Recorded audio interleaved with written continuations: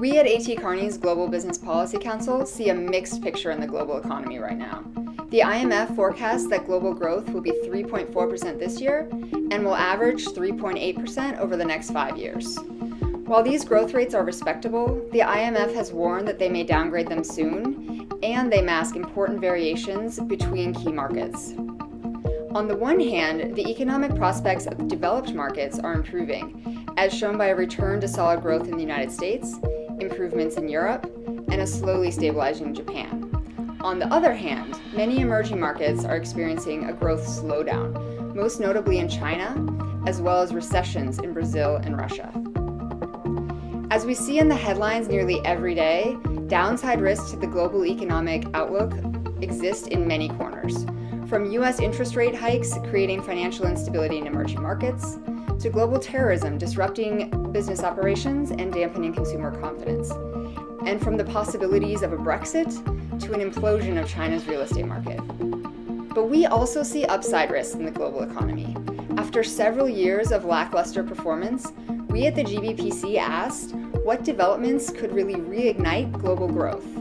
We identified our top 5 opportunities that would allow the global economy to finally achieve escape velocity. The first is the normalization of monetary policy in developed markets. This would signify a return to growth in these markets, and it would also reduce the uncertainty associated with years of unconventional monetary policy.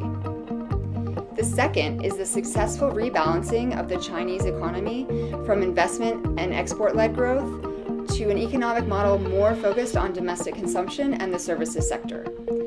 This transition would not only ensure long-term economic stability in China, but would also boost global demand for consumer goods and services. The third is technology taking off exponentially. Technology has long been a driver of economic growth, increased prosperity, and higher productivity, and we see enormous opportunities in the continued spread of mobile technology and the Internet of Things. The fourth is the acceleration of the Sino-American Economic Partnership.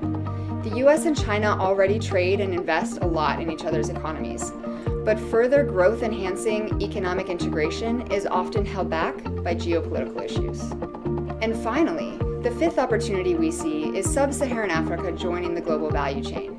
Sub-Saharan Africa is already among the best performing regions in terms of economic growth, and it will be the primary source of global population growth in the coming decades.